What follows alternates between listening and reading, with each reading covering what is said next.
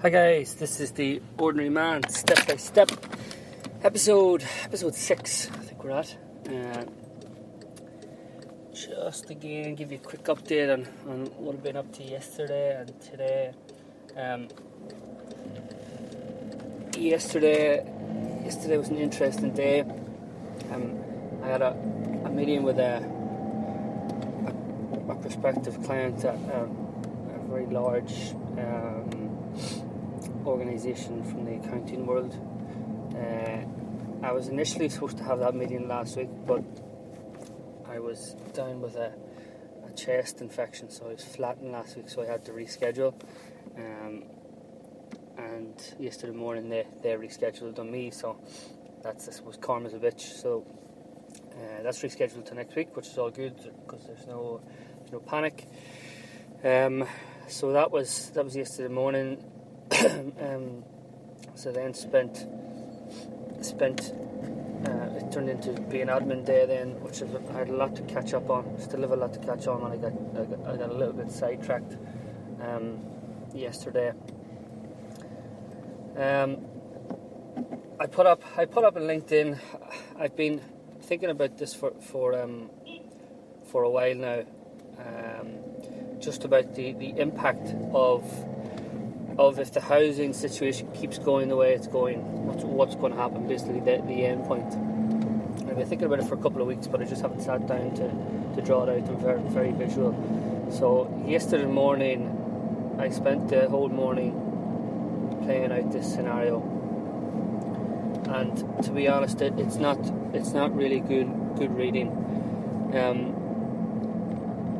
You can see more details on my LinkedIn and Instagrams and Twitter accounts, but basically at the minute, according to Daft, we only have 93 rental properties in the entire Dublin city centre. And to make that even more scary, we only have 13 one-bed apartments in Dublin city centre available right now. So the reason why, obviously that speaks for itself, but to put that into perspective, I was in the American Chamber of Commerce yesterday to see how we can help them and help all the American-based companies. There are 700 American-based companies in Ireland at the minute. I know that's Ireland and not Dublin, but the majority of them are in the capital. So you have that many companies who all have, not all, but I suppose all, but most definitely majority that we've spoken to anyway, they all have huge budgets to hire more employees, and they can't get the indigenous employees, so people who are based here already. So what are they doing? They're bringing in guys from abroad. And they've nowhere to live. Everybody's being told, and they're all competing to get this talent, so they don't tell them how bad or how difficult it is to get accommodation in Dublin. So what happens? They agree to the job, they move over maybe with their families, and then they've literally nowhere to live within the entire of Dublin. And straight away, every employee that we've talked to, they're like, yeah, I want to live in Dublin city centre, I want a one bed or a two bed. They're not going to get it, to be brutally honest. They are not going to get it because the competition is too high. And from the property agent's point of view, they're under immense pressure from a whole host of different stakeholders to say, well, I want that room, I want that room, I want that room. So they're under a huge pressure. And the properties just don't exist. So what's going to happen? There's two possible scenarios. Well, first of all, the employee's going to leave. They're going to go back to where they came from because the lifestyle that they were promised they're not going to get. They're not going to commute an hour and a half from commuter towns to and from work, and that's going to severely hamper excuse me, any growth plans or strategic growth plans that companies have.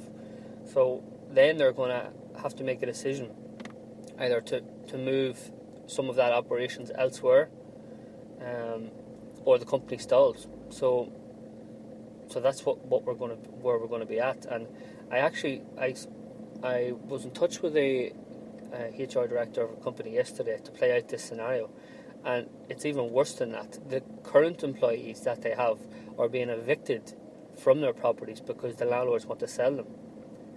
So again, to cut a long story short, you continue to play that out. So either if companies move operations elsewhere or employees leave, that means it's money that, well, first of all, they can't get the local talent.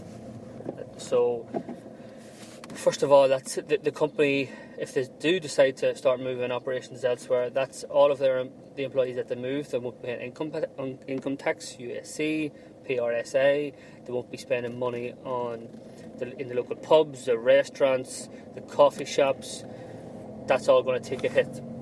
If they all start taking a hit, then there's less money available to the state. Then there's less money available to the state for healthcare, for infrastructure, for housing, to solve the problem. And that only ends us up in one place, back to where we were in 2008 or 2007, 2008, in a recession. And I honestly believe that's where we're going to go. That is dour reading of it, but I was actually felt physically sick yesterday from the different scenarios that I was able to play out here. There is no quick win for this housing situation. Zero. So the quickest things they can probably do is they need to get more properties off the short-term market and onto the long-term market. So that's looking at the taxes of the Airbnbs, because a lot of landlords are going to Airbnbs and short-term lets now at the minute, because they can charge higher rates. And the other thing, which I've been banging on about for a long time, is to get the existing properties that we have sitting dormant back on the market. Other than that, we're in real trouble anyway, and I think we're actually past the point of no return. So I think this is going to play out very, very negatively over the next 6 to 12 months, and then onward from then. So it's dour reading, but that's what I make of it, and that's my uneducated, unqualified opinion. So let's see what happens. But you can see more details. I've actually put up on LinkedIn and Facebook and Instagram what I think measures companies could make, and that varies from, I suppose, setting expectations to their employees beforehand, to organising longer term corporate rates with hotels, to looking at short-term commercial leasing short-term commercial buildings outside of Dublin, getting contracts in place with buses and taxi groups to shuttle their employees to and from work if they're from a catchment area, to working remotely. But we've seen a lot of companies don't want to do that because it hinders collaboration. But there's going to be literally no option here. So I fear we're in a very, very precarious position at the minute, and I'm going to be shouting that from the rooftops to anybody that's going to listen to me for the foreseeable future. So that's the bad news. From what else were we working on? So yesterday evening, then we actually had a conference call with a company in New York. They're interested in what we're doing with Property Basecamp. So we had a call with their VP of, I think it's Relocation Services is the full title. The company's Douglas Elliman. They're the fourth biggest real estate company in the US. They're huge. So again, I just wanted to pick their brains about the current state of the New York market.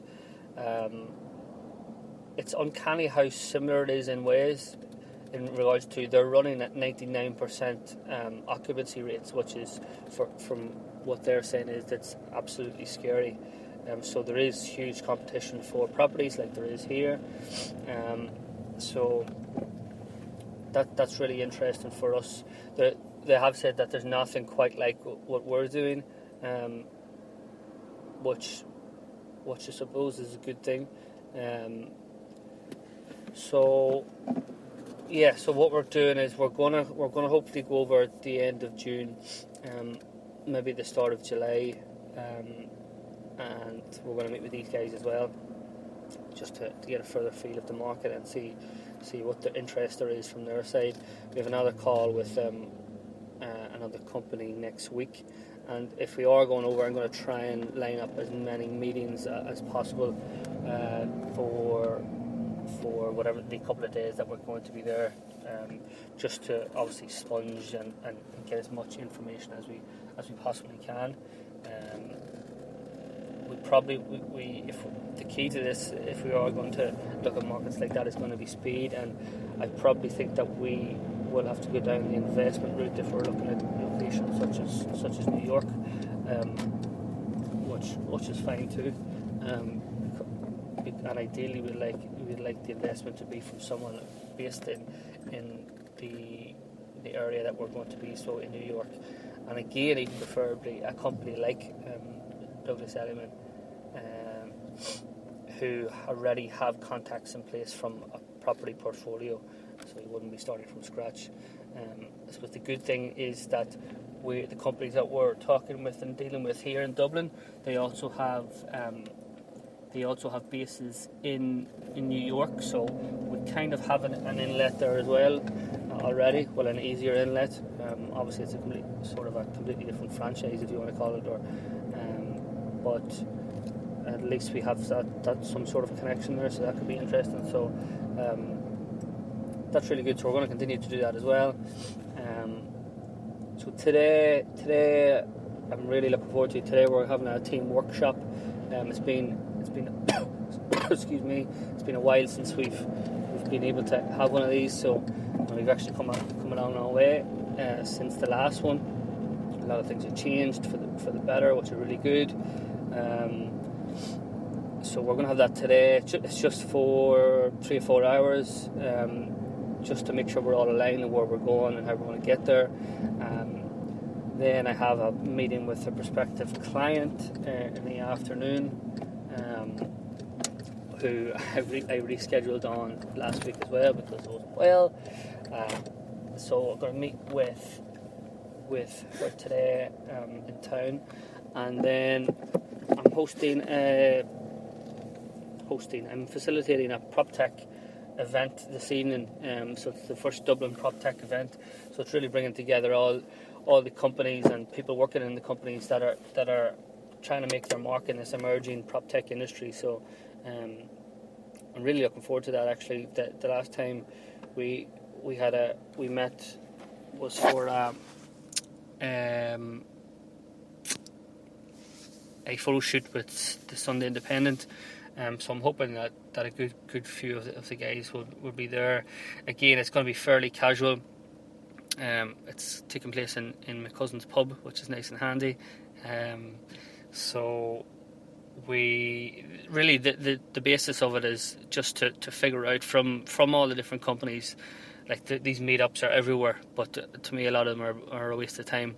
There's no point meeting up just for the sake of meeting up.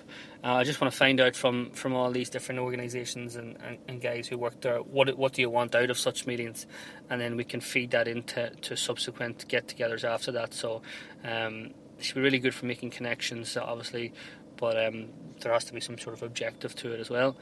So really looking forward to that. So it's going to be a long day, a good day, and the sun is shining, which is great.